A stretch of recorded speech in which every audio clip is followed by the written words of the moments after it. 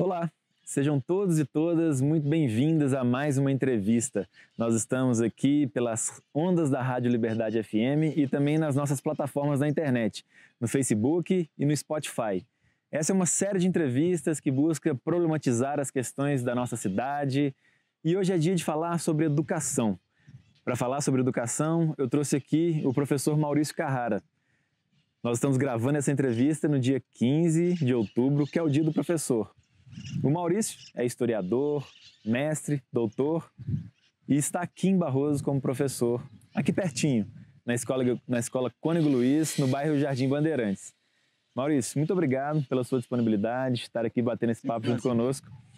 Nós temos muito a falar sobre os principais problemas da nossa educação, dos principais desafios, mas eu gostaria de começar falando sobre a nossa trajetória escolar aqui em Barroso, que é até uma forma de nós homenagearmos os professores que nós tivemos. Afinal de contas, nós somos da mesma geração, nós estudamos juntos, e eu gostaria que você falasse um pouco sobre os professores que te inspiraram e por que você decidiu seguir essa carreira. Bom, primeiro que é um prazer estar falando sobre educação, que é um tema tão importante, né? A gente sempre tem que levar isso daí muito em consideração.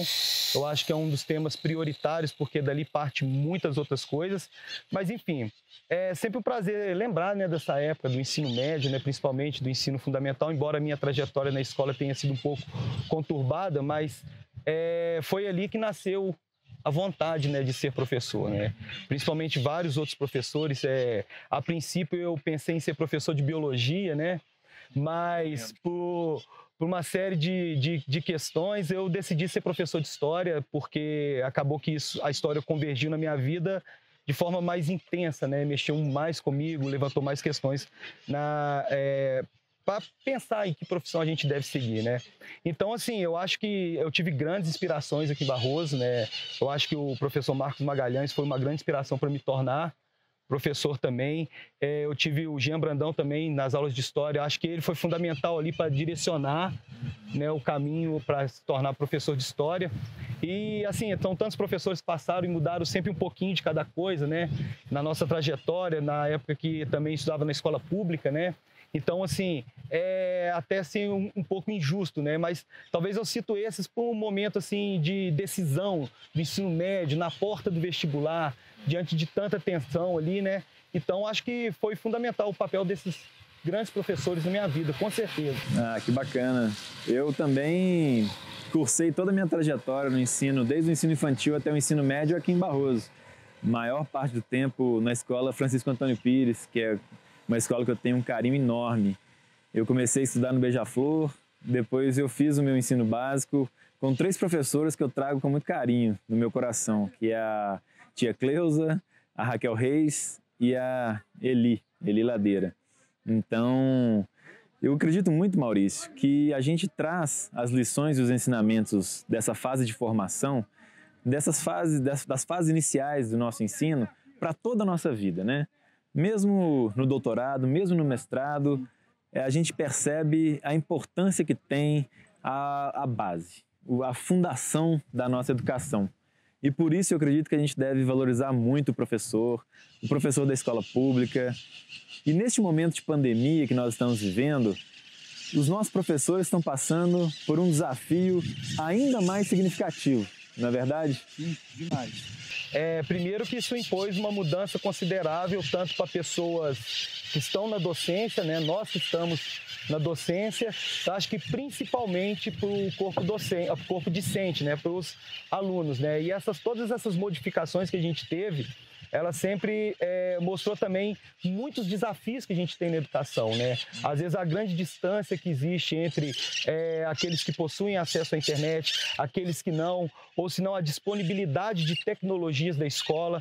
Uma das coisas que eu percebi enormemente como que às vezes a gente não está sabendo usar às vezes a tecnologia para favorecer o nosso próprio conhecimento, porque por muito tempo a tecnologia veio como algo paralelo, algo da diversão, um momento de você comunicar rápido. E às vezes a gente não estava preparado para isso, né? E por isso que eu vejo que há um grande desafio, não é verdade, Antônio, da gente pensar principalmente em tecnologias, principalmente como que a gente trabalha isso nos primeiros anos, porque ali é a base, ali é a formação, né? Então, assim, eu acho que por isso que eu entendo que é de extrema importância isso. Não sei qual é a plataforma, né, que a gente tem aí disponível, mas eu acho que a gente tem que sempre considerar isso daí. É verdade. Uma coisa que eu tenho percebido, assim, é até uma espécie de anedota, as pessoas falam disso de um tom um pouco jocoso, mas os pais, neste exato momento, e as crianças, os alunos, têm percebido de uma maneira muito ressaltada e sublinhada a importância do professor nesse momento. Porque é muito difícil para um adolescente que está descobrindo o mundo, com tantos estímulos, vivenciar e estar preso dentro de casa, né?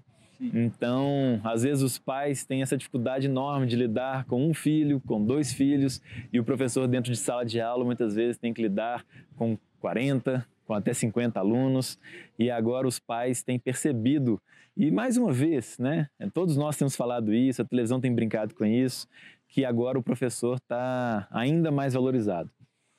Mas não é de hoje que nós temos essa situação de desvalorização do professor, baixos salários, falta de infraestrutura, uma desvalorização simbólica de fato. A nossa sociedade, infelizmente, não tem visto o professor com o carinho, com o respeito, com a admiração que os nossos professores merecem. E isso precisa ser mudado, porque nos países que conseguiram criar uma educação de fato civilizatória, que faz com que nós consigamos ter seres humanos que respeitem uns aos outros, uma sociedade mais solidária, o papel do professor é muito importante, é central para o desenvolvimento dessas sociedades. Então eu acredito que uma Barroso diferente, uma Barroso melhor, ela depende da valorização do professor. E essa é uma valorização em larga medida, sim, salarial. A gente tem que falar sobre esse assunto. Esse é um assunto muito importante e nós precisamos também ir além. O professor ele precisa, dentro da sala de aula, ter o suporte necessário para poder desenvolver as suas atividades. Tem uma coisa que a gente sempre conversa, né, Maurício? Que os professores muitas vezes ficam muito sobrecarregados com tarefas burocráticas que os impedem de desenvolver as suas atividades intelectuais. E a atividade intelectual, ela é uma atividade que exige, às vezes, tempo. Tempo para pensar, tempo para ler, tempo para desenvolver as suas aulas, para corrigir as provas da melhor forma possível. E isso, de fato, é uma coisa que a gente precisa falar sobre ela, né, Maurício? Sim. Um grande tema hoje da educação, acho que a gente tem que pensar da forma em conjunto, o gestor, né, de forma geral, em todos os níveis, ele tem que estar isso em mente, que a educação ela é formada por vários, vamos dizer assim, vários pés. E que ela não pode caminhar somente com um deles ou somente com alguma parte deles funcionando. Eu acho que número de alunos por sala de aula é um fator que a gente deve sempre pensar. Você tangenciou a questão da carreira. A questão da carreira é extremamente importante, porque a carreira, às vezes, o pessoal pensa que é só o salário, né? Eu acho que o salário ele é uma parte extremamente importante, mas ele também tem que ser trabalhado com a projeção de futuro que esse professor vai ter. Que condições ele vai ter para a sala de aula. Com relação à burocracia, isso daí é um ponto de estrangulamento, creio eu, na educação. Eu acho que o gestor ele tem que estar atento para essa questão, como você sempre mencionou isso daí. Mas, ao mesmo tempo, a gente tem que ver que o trabalho de conhecimento é o trabalho de pesquisa. Você, por exemplo, você vê 4, 5 vídeos na internet, em uma plataforma qualquer, e você tem que selecionar 2. Então, para você fazer isso, você tem que ter tempo. Para você elaborar um texto, adaptar um texto para uma prova, né? Ou para uma atividade que envolva leitura, que envolva interpretação e próprios conhecimentos específicos, você tem que ter tempo. Se às vezes você perde muito tempo com preenchimento de papéis, principalmente redundantes, né? Acho que você acaba deixando deficiente essa parte da pedagógica, que é a parte talvez mais importante, né? E eu acho que então tem que estar sempre atento a isso. E por isso que é necessário a gente pensar na carreira do professor como um todo, né? Não apenas ou como salário, ou só como aluno em sala de aula, ou só como a carreira, mas como um todo que se estrutura e o gestor ele sempre tem que estar consciente disso daí, porque o trabalho do professor é um trabalho a longo prazo.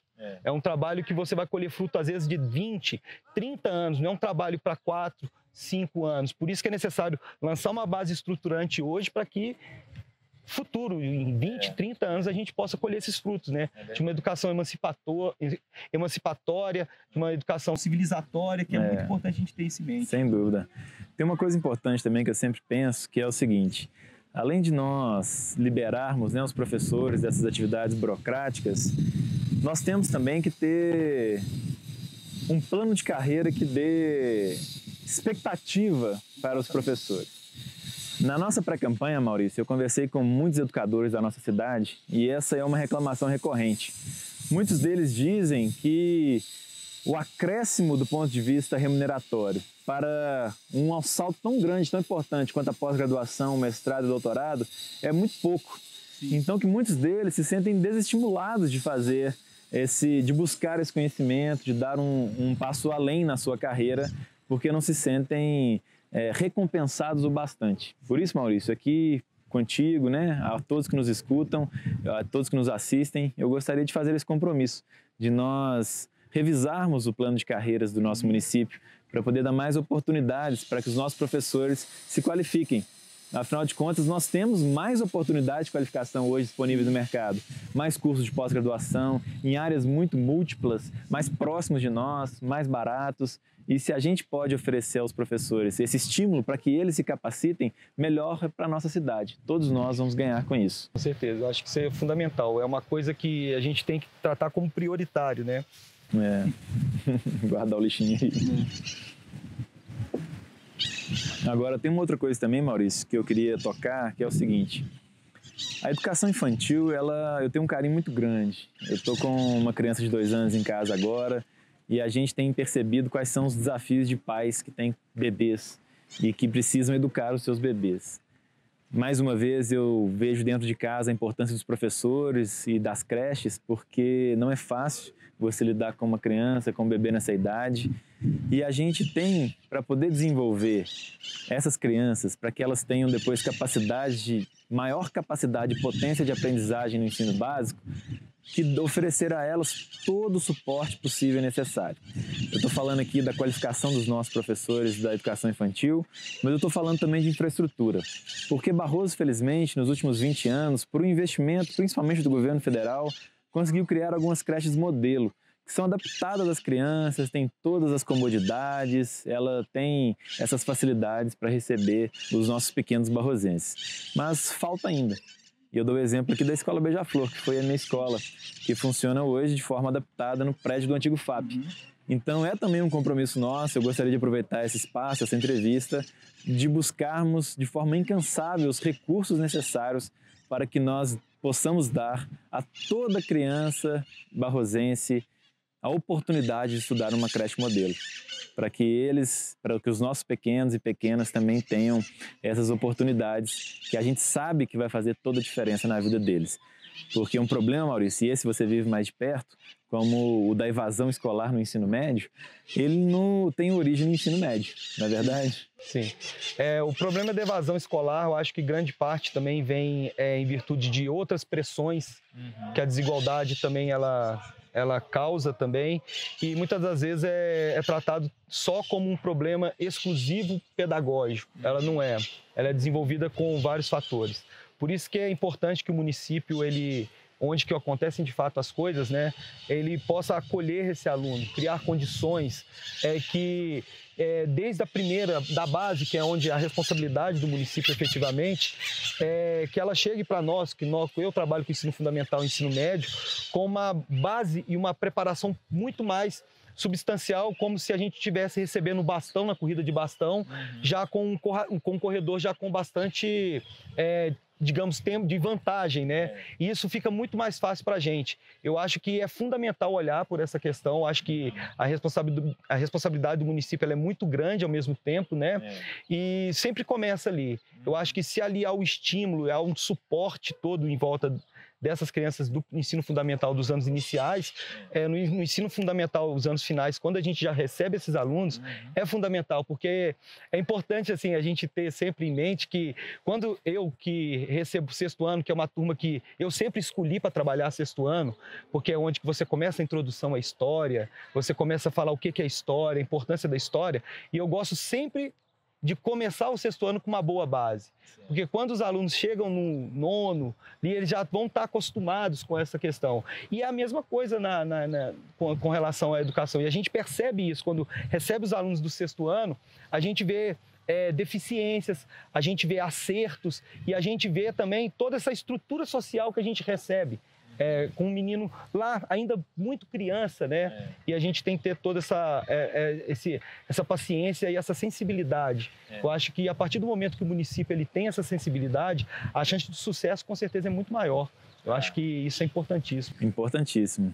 E eu queria aqui também, Maurício, fazer mais um compromisso, porque isso que você está dizendo é de fundamental importância. Em primeiro lugar, nós precisamos pensar da porta da escola para dentro, para que nós tenhamos os melhores professores, mais estimulados, trabalhando felizes, com uma boa remuneração, um bom plano de carreiras, com todo o suporte necessário para poder oferecer o apoio pedagógico que esses alunos precisam, para que quando eles chegarem nos anos finais, depois do ensino médio, eles cheguem bem alfabetizados, eles cheguem bem proficientes em matemática, em ciências, para que consigam depois dar o salto da sua carreira profissional ou acadêmica, a forma como eles escolherem. Então esse é um primeiro compromisso importante, apoiarmos da melhor forma possível as nossas escolas com infraestrutura e os nossos professores com qualificação e com todo o suporte, inclusive salarial e de plano de carreiras, para que eles possam desenvolver esse trabalho. Mas outra queixa, Maurício, que a gente recebe muito e quando a gente percorre a cidade, conversa com pais, professores e alunos, a gente nota é que outras pressões de fora dos muros da escola chegam para os professores.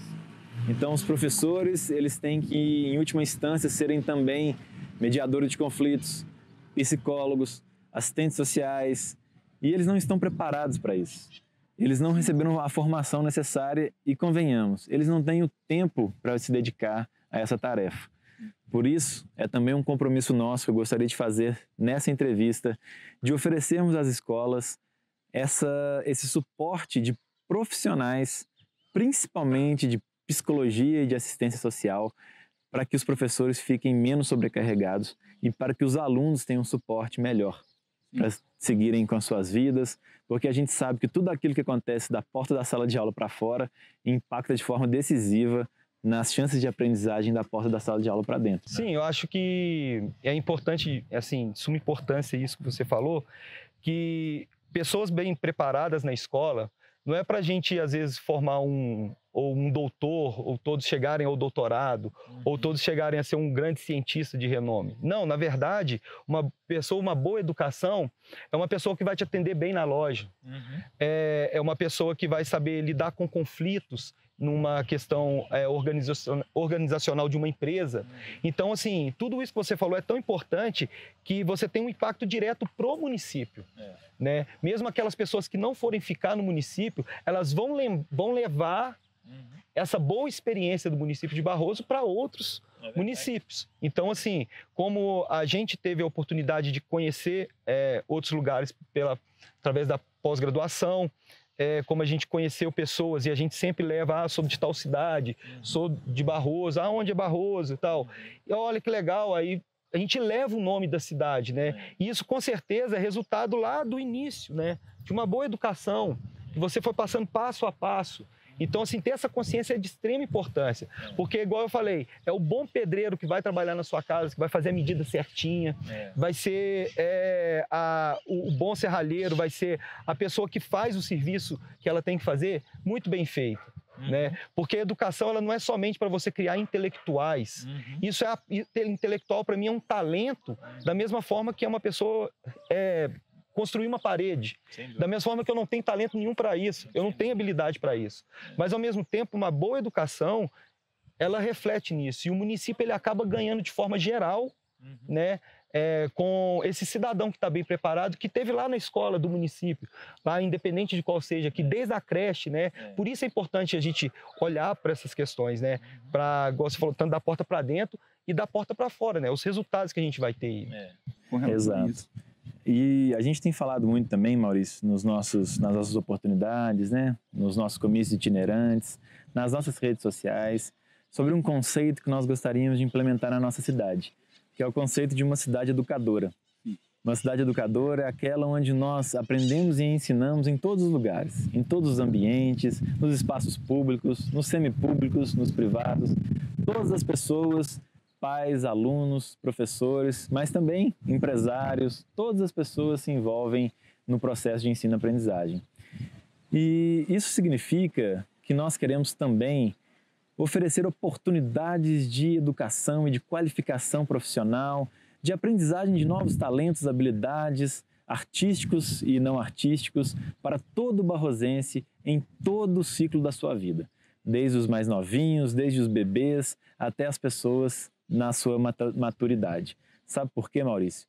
Porque nós estamos vivendo num mundo em que os conhecimentos eles estão disponíveis de forma abundante e, ao mesmo tempo, nós temos um mercado de trabalho que se transforma numa velocidade nunca antes vista. Isso significa que aquelas habilidades que muitas pessoas têm ou tinham, elas vão ficando obsoletas de uma forma muito acelerada. Sim. Por isso a gente quer colocar isso à disposição dos barrosenses. Só que para isso a gente precisa estar em sintonia íntima com a escola. É verdade que a escola tem um currículo muitas vezes engessado. Você sabe muito bem disso, né? Sim, queria até que você falasse um pouco disso. Não acompanha, às vezes, essas transformações tecnológicas, de comportamento, culturais, da contemporaneidade.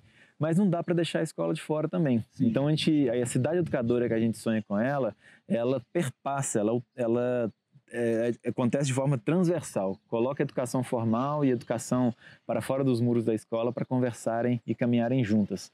E para também, já que nós estamos falando de um aprendizado holístico em todos os espaços, para nós aproveitarmos mais e melhor também as escolas, sabe, Maurício? Porque são espaços incríveis, muitas vezes precisam de reformas, mas muitas vezes estão em perfeitas condições para poder receber a comunidade. Tem quadras muito bem equipadas, tem tecnologia, tem internet, tem salas de aula, e são espaços que ficam boa parte do ano ociosos, durante as férias, em todos os finais de semana, no contraturno quando não tem aula.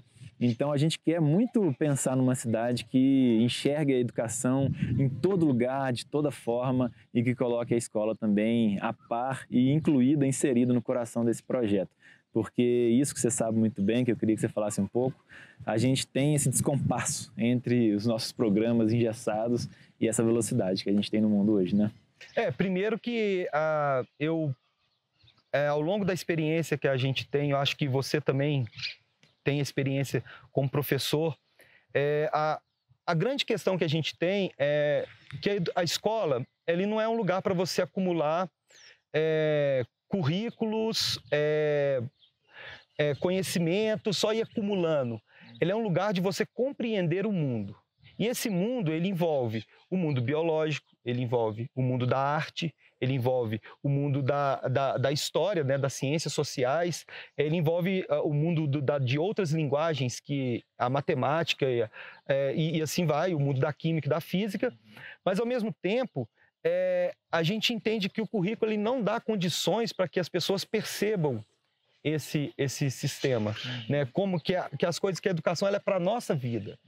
Ela não é apenas para que a gente, no final de um ciclo, a gente obtenha um pedaço de papel e esse pedaço de papel vai te habilitar a fazer qualquer coisa. Não. A educação ela tem que ter esse olhar muito mais, digamos assim, para a vida. Por isso que educar, ser uma cidade educadora é algo fundamental. Porque, por exemplo, não se aprende história apenas na sala de aula, mas aprende a história num grupo que, por exemplo, que tem apoio, um grupo de arte, ele vai fazer uma manifestação artística e falar de um determinado período histórico, seja da nossa cidade, ou seja de um período histórico mais abrangente da história do Brasil. Isso é uma forma de educar, não somente dentro da escola, né? Não somente através do currículo engessado.